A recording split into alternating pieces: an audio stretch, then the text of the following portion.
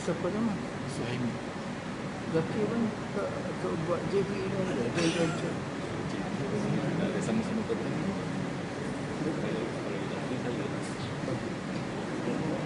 Tak jadi ustaz pun tolong kerja ustaz. Saya pakai ilmu sedekah.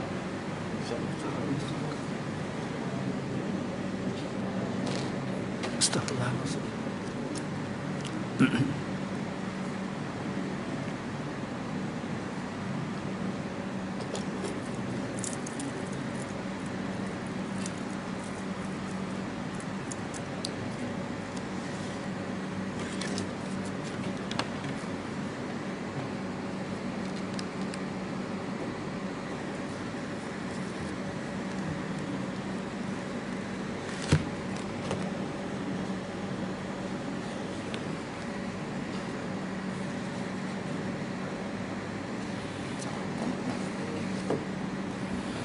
Assalamualaikum warahmatullahi wabarakatuh. Al-Fatihah. A'udzubillahi minasyaitonir rajim. Bismillahirrahmanirrahim. Alhamdulillahi rabbil alamin. Arrahmanir rahim. Maliki yaumiddin. Iyyaka na'budu wa iyyaka nasta'in. Ihdinas siratal mustaqim. Siratal ladzina an'amta 'alaihim ghairil maghdubi 'alaihim waladdallin. Amin. Bismillahirrahmanirrahim. Wa bihi nasta'in. Wassalatu wassalamu ala Rasulillah wa ala alihi wa ashabihi ajma'in. Subhanaka la ilma lana illa ma 'allamtana innaka antal alimul hakim. Rabbi shrah li sadri wa yassir li amri wahlul 'uqdatam min lisani yafqahu qawli. Alhamdulillah.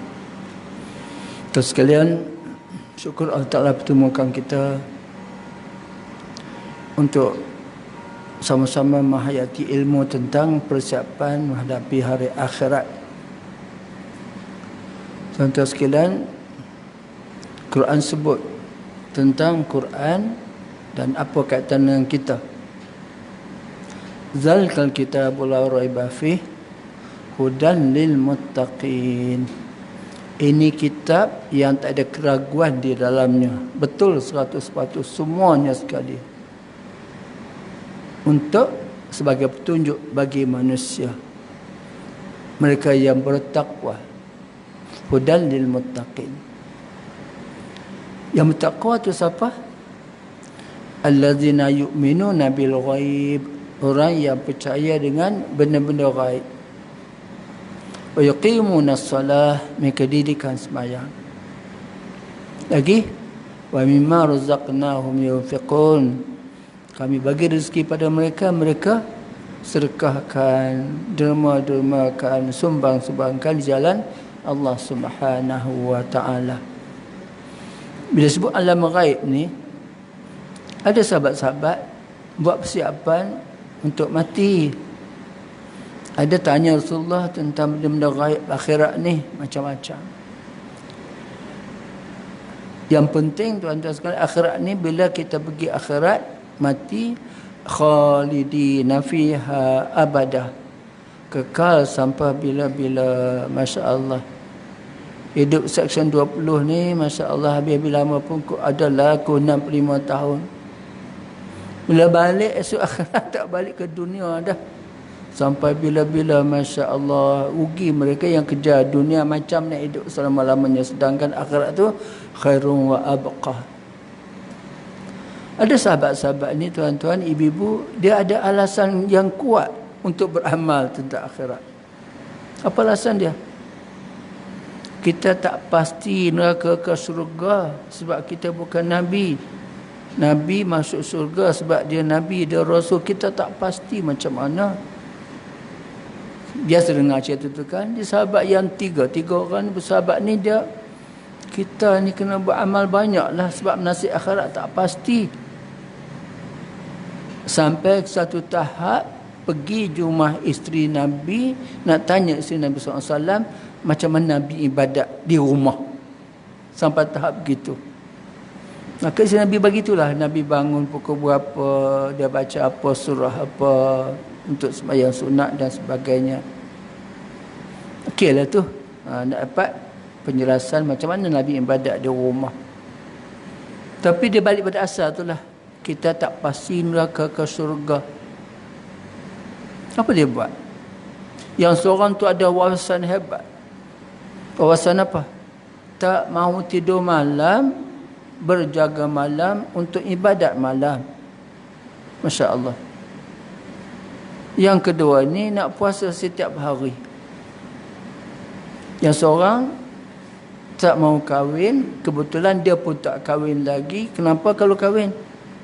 Takut sibuk dengan isteri, tak dapat ibadat malam. Masya Allah. Nabi tegur dia orang tu. Nabi tahu, Nabi tegur. Yang nak berjaga malam setiap malam tu, itu Nabi marah.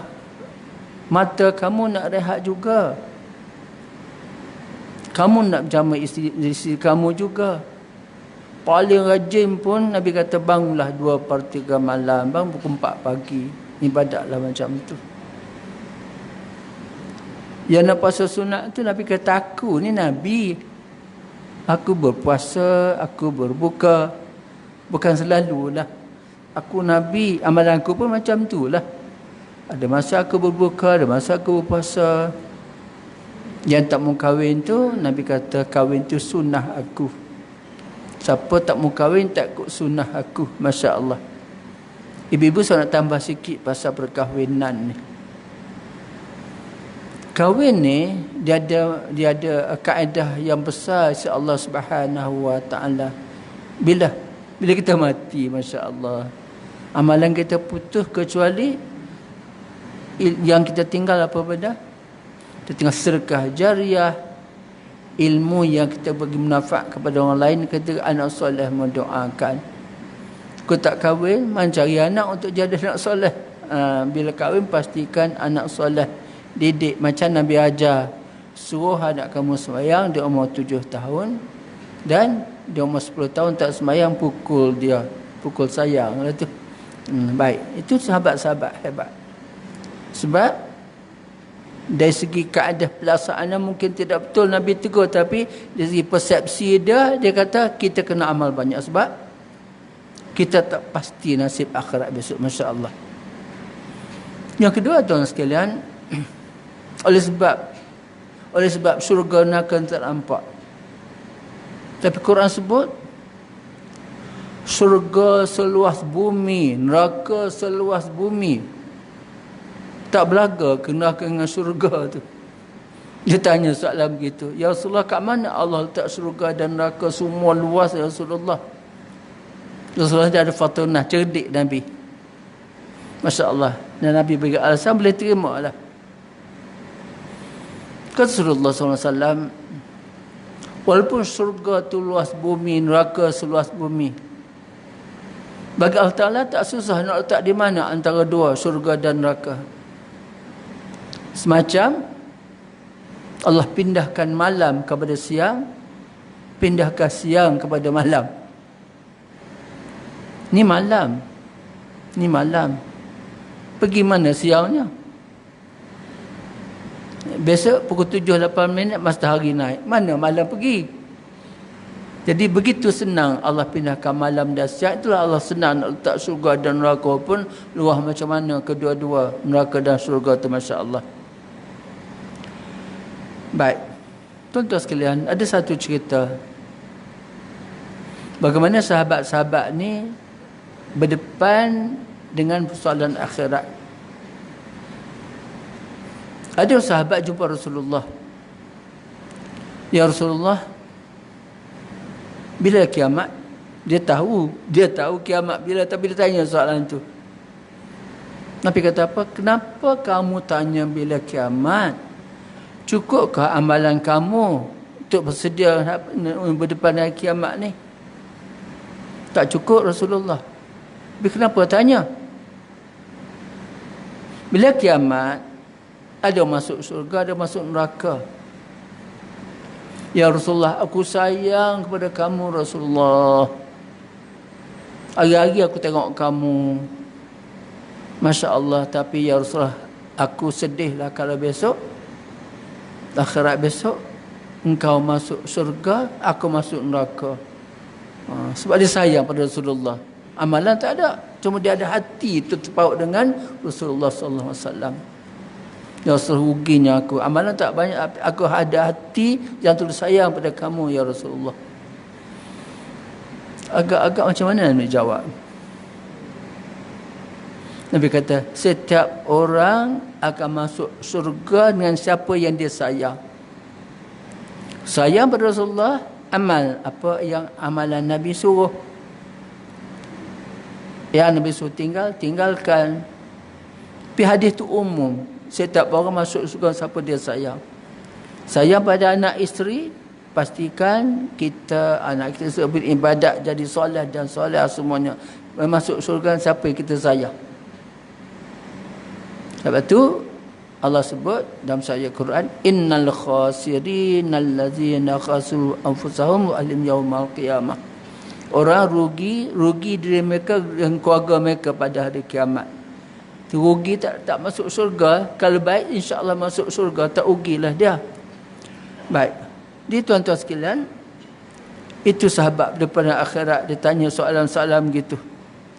Baik. Kemudian tuan-tuan sekalian, ada Nabi sebut satu hadis yang lain. Setiap orang akan masuk surga.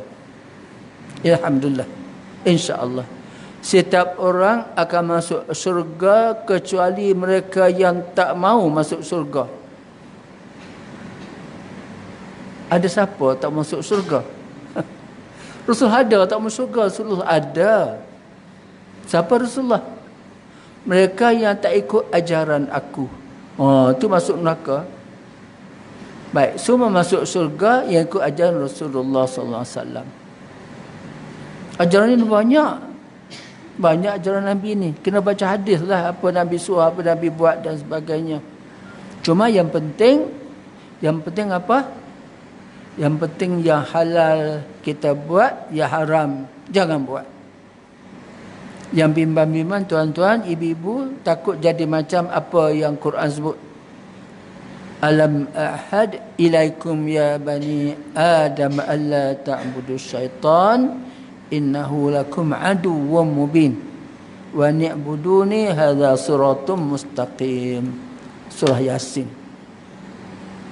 Allah kata, pesan, aku dah pesan pada anak Adam jangan sembah syaitan, sebab dia musuh kamu yang nyata. Wa ni'buduni, sembahlah aku, hadza siratum mustaqim, ni jalan lurus.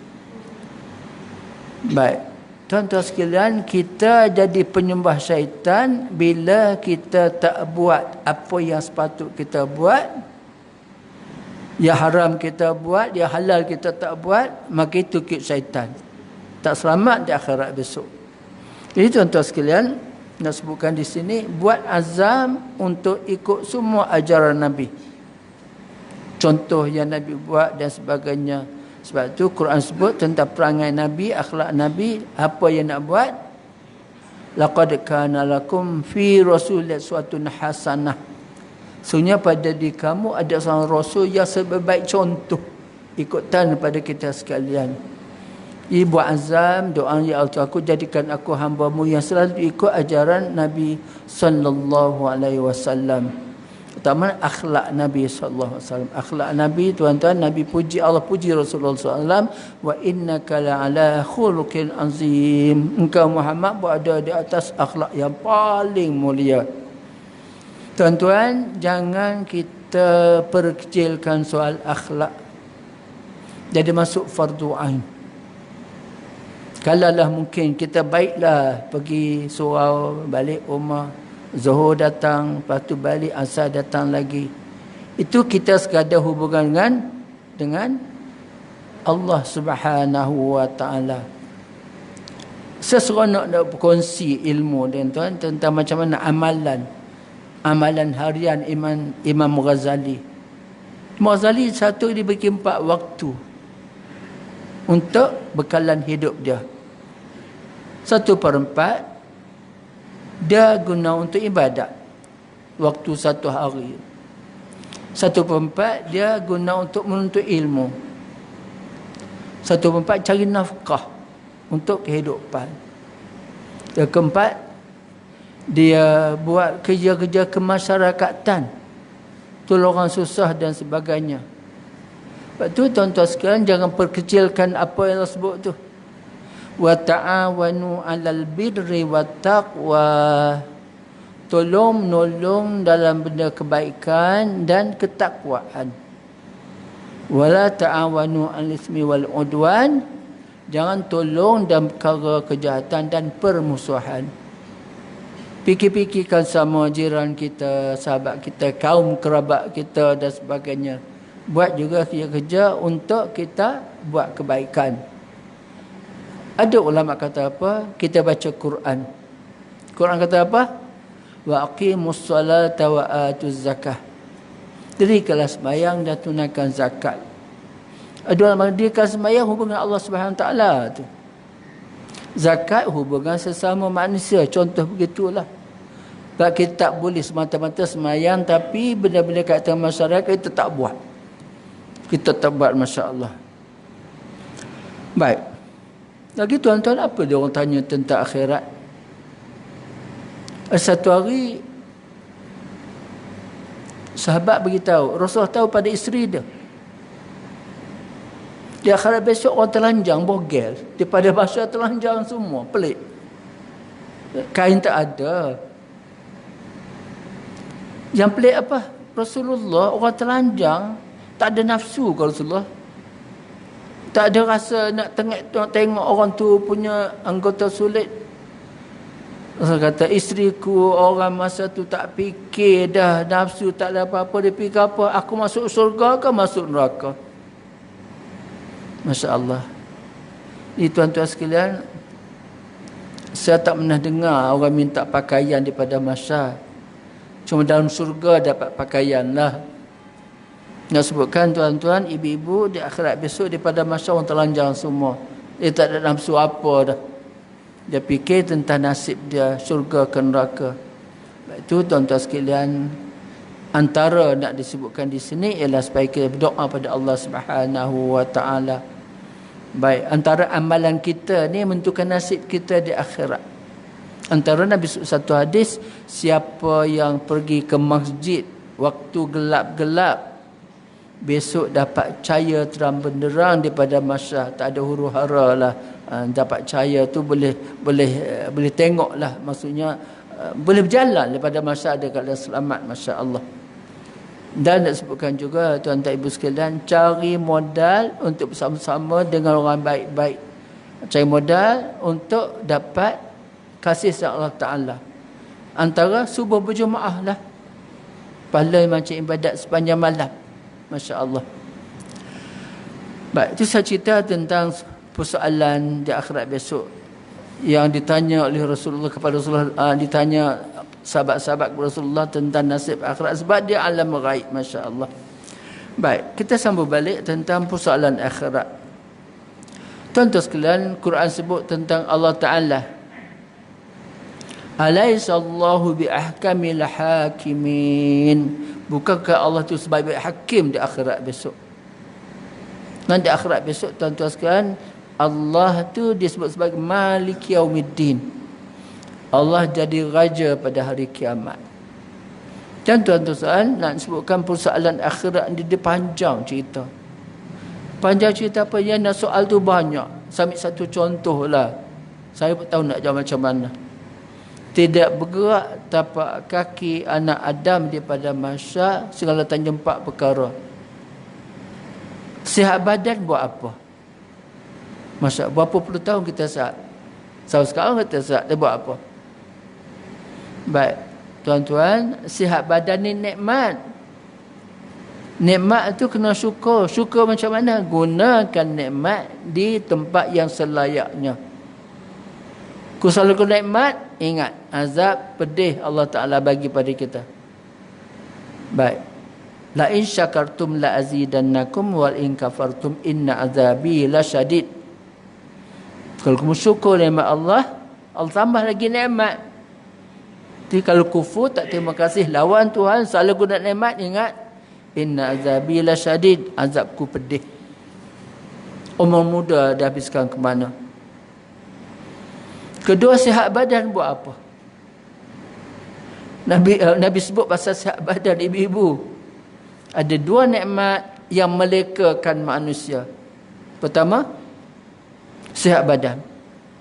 Kedua, kelapangan waktu. Masya Allah. 8 waktu dah sihat badan. Anda tanyalah tu. Ketiga, ilmu yang kita dapat. Amal ke tidak? Ni satu masalah.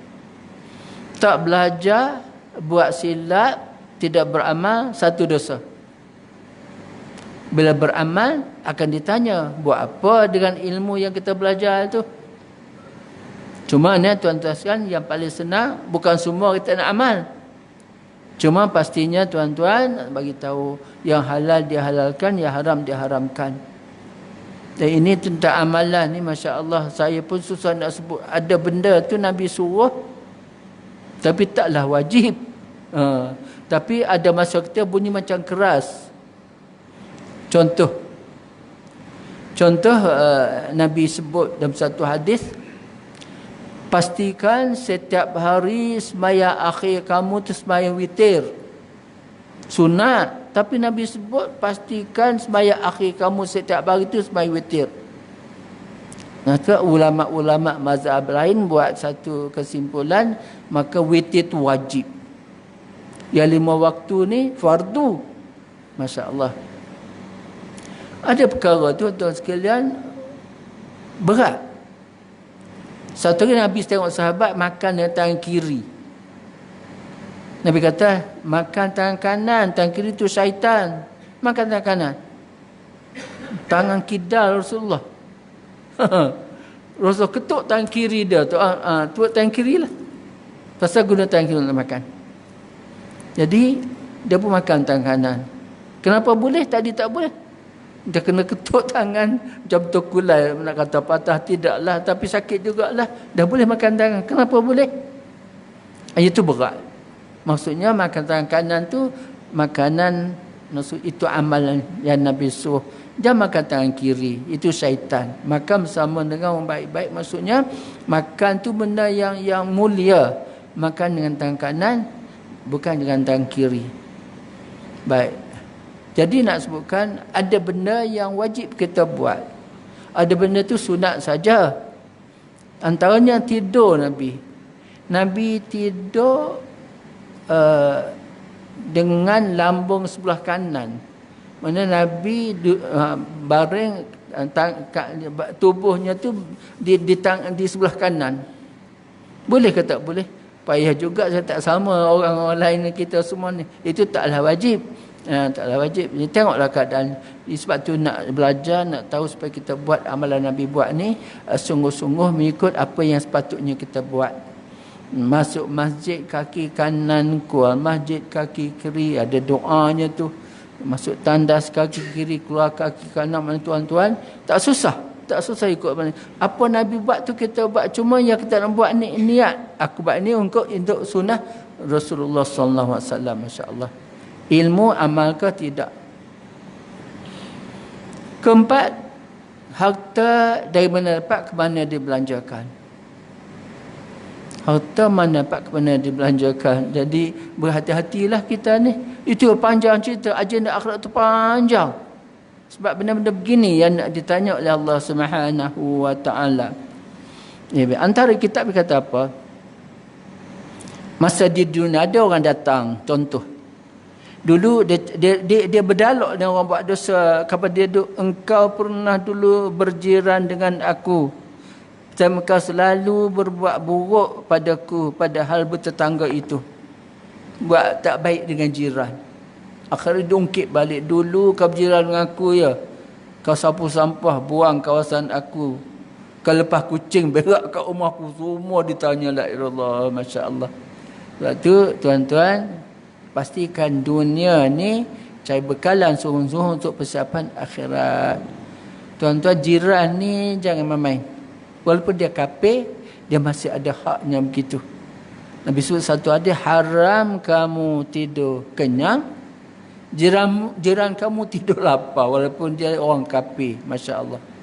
Jadi kata akhirat, siapa beriman kepada Allah dan hari kemudian kena buat baik pada jiran. Siapa beriman Allah, kemudian dia kena hormat tetamu. Siapa beriman Allah, kemudian dia kena cakap benar ataupun diam. Ni semua dekat tanah akhirat, masya-Allah. Baik. Dan saya sebut awal tadi, kita bukan sekadar nak ibadat semata-mata Allah Taala. Sebab ada yang mengatakan orang mukmin yang sempurna imannya, tangannya dan lidahnya tak menyusahkan orang lain. Orang beriman sebenarnya lidah dia, tangan tak menyusahkan orang lain. Maknanya kena jaga dengan orang lain tu jugalah. Baik. Yang kedua, contoh, engkau juga pernah berjual beli dengan aku, tapi aku engkau tipu. Barang yang, yalah, ni biasa peniaga. Sebab tu tuan-tuan, 9/10 dari kehidupan rezeki pada perniagaan. Dan disebut peniaga yang jujur masuk surga aku macam tu. Peniaga yang jujur. Maksudnya dia tak tipu orang lah. Kau rasa kita rasa susah nak mendaga, jangan berniaga lah. Banyak soal jawab besok. Masya Allah. Ada story tuan-tuan, ikut hadis tu, Nabi pergi di kawasan masjid, orang berniaga. Ada orang tu berniaga buah zaitun. Jadi nampak yang atas tu cantik, berkilat. Nabi sorong tangan, yang bawah tu busuk. Nabi kata tipu pelanggan, berdosa ni. Gitu. Allahu Akbar. Baik. Ada seorang kawan saya, bukan Ustaz Rahmatullah. Dia nak jual kereta kepada orang lain. Baik. Dia nak jual, dia kata apa? Contohlah, saya tak ingat, dia sebutlah. Windscreen kiri tak boleh naik. Wiper belakang depan tak hidup. Bawah tu berlubang banyak jugalah. Bila nak beli kata, ustaz, siapa nak beli cakap macam ni? Itu cara Islam niaga. Kena cakap. Tak mau sudah. Itu rosak sana, rosak. Kena bagi tahu. Masya Allah, sebab begitu. Berjujurnya dan apa nak sebutkan, itu keadaan kita meniaga cara Islam, Masya Allah. Baik. Kemudian apa lagi? Sementara itu ada pula lainnya yang berkata, engkau sudah tahu aku sangat memerlukan sesuatu, sedang engkau dalam keadaan kaya waktu itu, tetapi engkau tidak memberikan pertolongan padaku, engkau tidak memuliakan aku, tapi engkau menghina aku. Masya Allah. Sampai begitulah. Jadi tuan-tuan, untunglah kalau kita tak kaya. Tapi rugilah bila tak kaya. Ni tak buat sumbangan dengan kekayaan kita. Besok ada orang miskin datang, cakap kita, kau ada duit tapi tak bagi kepada aku, kenapa? Tuan-tuan sekalian, saya nak kongsi apa kata Sayyidina Ali radhiyallahu anhu. Kata nanti aku pelik tengok orang kedekut dan tak mau tolong orang. Aku pelik tengok manusia yang kedekut dan tak mau tolong. Sebab apa? Bila kamu sedekah sesuatu pada orang lain, pada orang lain, kamu sedang modal kamu untuk akhirat tu. Kamu kaya bagi duit pada orang tu dapatlah apa yang kamu bagi, tapi kamu juga dapat pahala di akhirat. Kenapa tak mau tolong orang? Kenapa tak mau sedekah? Kenapa tak mau buat sesuatu sebagai pahala kamu di akhirat? Itu ilmu lah tu. Itu tuan-tuan sekalian, jadi orang yang pemurah, orang buat baik, sebab semua merupakan pahala-pahala yang kita akan dapat di akhirat besok. Masya Allah. Baik. Ada pula lain, kata Imam Ghazali, engkau melihat aku dianiaya oleh orang lain, padahal engkau berkuasa untuk menolak aniaya itu. Cerita macam ni tuan-tuan sekalian. Orang tu kena pukul.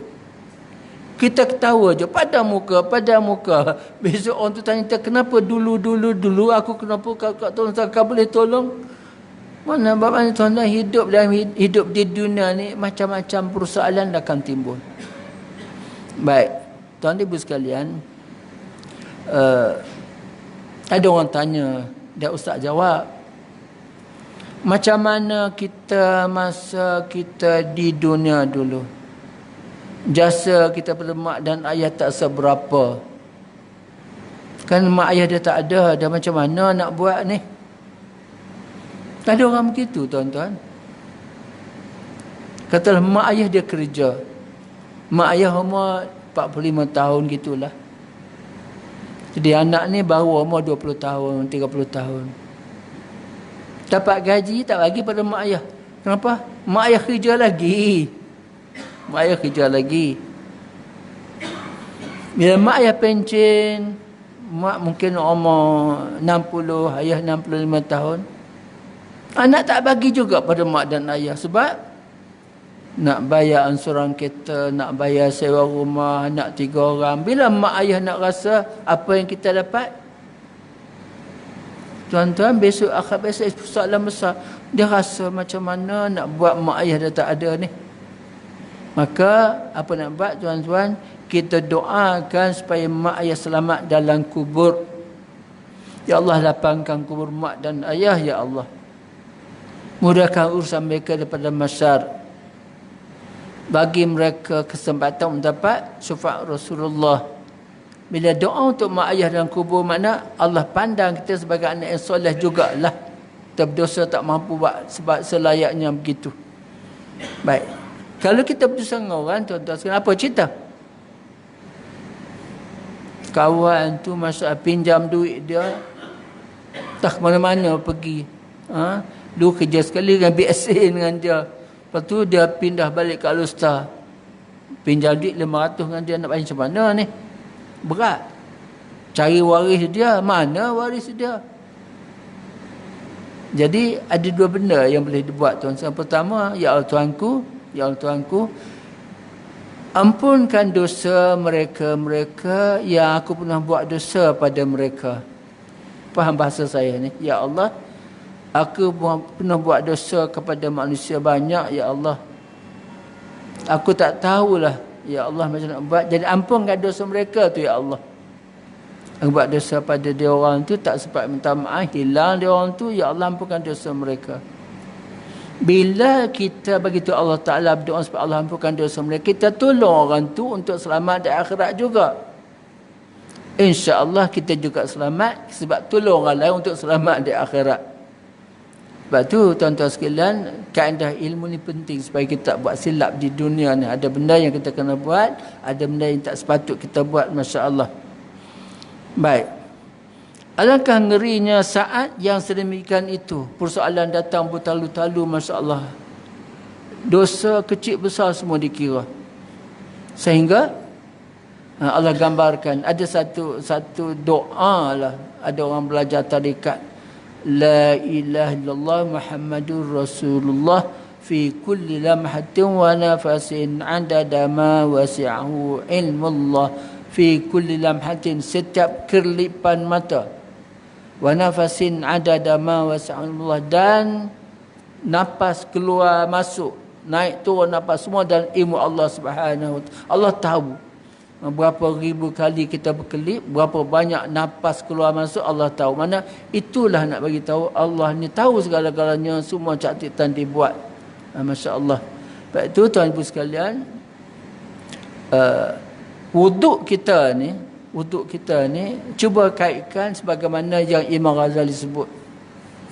Bila basuh tangan, ya Allah, sampaikan catatan amalanku besok melalui tangan kananku, ya Allah. Bila saya tahu ya Allah, aku jauhkan aku daripada menerima catatan amalan di akhirat besok melalui tangan kiriku, ya Allah. Bila basuh muka, ya Allah, bersinar ke wajahku daripada masyar. Bersinar pada masyar, rupa tak berkedutlah, insya-Allah. Bila basuh kepala, ya Tuhanku, aku mohon kepada Allah supaya jangan aku terima kepanasan daripada masyar.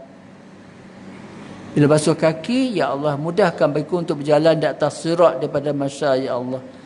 Mana dalam nampak kita ada ilmu dan berdoa, bila basuh tangan kaki semua tak doa untuk kita baca, dikaitkan dengan akhirat besok, masya-Allah. Baik. Jadi alangkah ngerinya saat yang sembilan itu bila kita tanya macam soalan, orang datang tanya soalan pada kita, masya-Allah. Semua orang ingin mendapatkan balasannya, semua orang mengadukan halnya, semua orang mencengkam kukunya dalam tubuhmu seerat-erat. Orang datang pegang kita, masya-Allah. Engkau yang merasa bersalah itu tidak dapat buat apa-apa selain pada bingung di kemudian orang yang sebanyak itu. Ini tak termasuk lagi yang masuk neraka dia seorang lain. Masya Allah, sudah gambar nak cerita pada nanti sekarang macam mana masuk neraka dia seorang. Hadis sahih. Kalau dia mustikah hadis disebut bab beriman kepada akhirat. Akhirat besok tuan-tuan sekalian, kita banyak bawa pahala. Dosa orang tu banyak juga. Dan akhirat besok orang tu datang minta pahala kita sebab dosa orang dia. Saya sebut kemudian muflis akhirat, bankrupt di akhirat. Bila pahala kita habis, nak bagi pada orang dia tak ada dah, maka kita tanggung dosa orang tu semua, masuk neraka dosa orang. Masya Allah, pada awalnya banyak pahala, tapi dosa orang banyak juga. Allah tu datang minta pahala pada dia sebab dia nak pahala tu, sebab kita buat dosa pada dia tu. Bagi. Habis pahala. Maka Allah Maha Adil, tangguh dosa orang tu semua dan masuk neraka dosa orang lain. Yazubillah. Berat. Sebab tu tuan-tuan, persoalan akhirat jangan pandang ringan sebab dia cerita panjang. Sebab hadis ada cerita macam ni, berhati-hatilah. Masya Allah. Dan doa selalu, ya Allah Tuhanku, jadikan akhiratku sebagai tempat untuk aku berehat lepas aku mati, ya Allah. Dan dunia sebagai tempat untuk saya bekalan untuk persiapan mati, ya Allah. Begitu. Baik, tuan-tuan sekalian, pada ketika itu sebelum ni tuan saya bagi tahu balasan yang kita nak terima oleh Allah Subhanahu Wa Taala ni, Allah saja mengetahui. Saya sebut dulu tuan-tuan, ada orang tanya Ustaz Zaidrus, Ustaz, orang tu selalu pergi balik masjid, sembahyang masjid, tapi dia tu mulut menyusahkan orang, mengata orang mulut laser, macam mana Ustaz nak buat? Jadi kata Ustaz Zaidrus, Allah kira pahala pergi masjid, datang Jumaat masjid, sembahyang berjemaah, Allah kira. Yang dia berdosa mengata orang fitnah mengumpat tu, Allah kira juga dan Allah timbang. Macam mana tu? Allah saja mengetahui. Nak timbang. Kalau lah dia baik, masuk surga lah. Kalau dia banyak dosa, tuan-tuan sekalian, sia-sia amalan kita. Sebab tu penting tuan-tuan, amalan ni mukhlisina lahuddin, ikhlas dalam beragama, sungguh-sungguh dalam beragama, bukan nak cium pada orang lain. Masya Allah. Jadi pada kita itu barulah kita rasa berat hati, sedih dan sebagainya.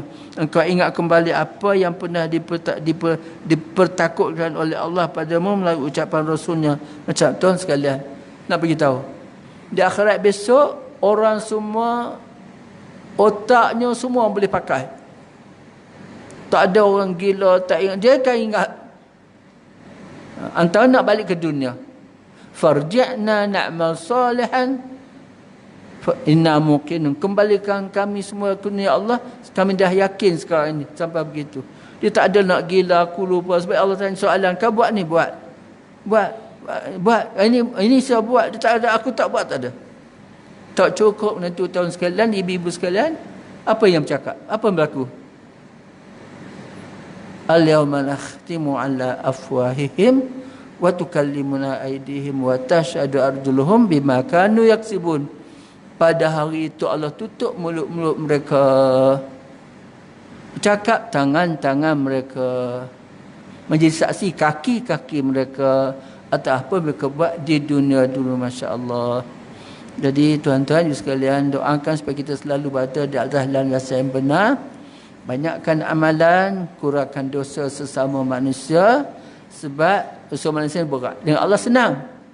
Berarti taubat, menyesal kerja kita buat dulu, jangan azam untuk melakukannya. Ketika tinggalkan dosa itu, dosa manusia, minta maaf sesama manusia. Wallahu alam. Tuan-tuan, kita berada di 10 hari pertama 10 Zulhijjah. Banyakkan amalan, kurangkan tidur malam, banyakkan sedekah, banyakkan puasa sunat, dan malam raya 9 dan 10 bulan. Siapa menghidupkan malam 2 hari raya, besok hatinya tak mati semasa hati orang semua mati pada masyarakat. Malam raya puasa, malam raya haji itu ibadat sungguh-sungguh, kurangkan tidur. Saya cadangkan lepas sembahyang Isyak malam raya tu buat sembahyang sunat tasbih. Banyakkan takbir dan tasbih malam raya. Semua ni sunat tapi pahalanya besar insya-Allah. Wallahu a'lam. A'udzubillahi minasyaitonir rajim. Bismillahirrahmanirrahim. Alhamdulillah hamdan yuafi ni'ma yukafi mazidah. Ya Rabbana lakal hamdu kama yanbaghi li jalali wajhika wa 'azimi sultanik. Wassalatu wassalamu ala sayyidina Muhammad wa ajma'in. اللهم أنت السلام ومنك السلام وإليك عود السلام وحنا ربنا بالسلام وادخلنا الجنة دار السلام تباركت ربنا وتعالى الجلال والإكرام اللهم اغننا بالعلم وزينا بالحلم وأكرمنا بالتقوى وجبلنا بالعافية ربنا آتنا في الدنيا حسنة وفي الآخرة حسنة وقنا عذاب النار وصلى الله على سيدنا محمد وعلى أجمعين الحمد لله رب العالمين سبحان الله بحمده Subhanakallahumma bihamdika asyhadu an la ilaha illa anta astaghfiruka. Bismillahirrahmanirrahim. Al-'asr. Innal insana lafi khusrin illa alladhina amanu bis-solihat wa tawassaw bil haqq wa tawassaw bis sabr. Sadaqallahul azim. Assalamu alaikum warahmatullahi wabarakatuh.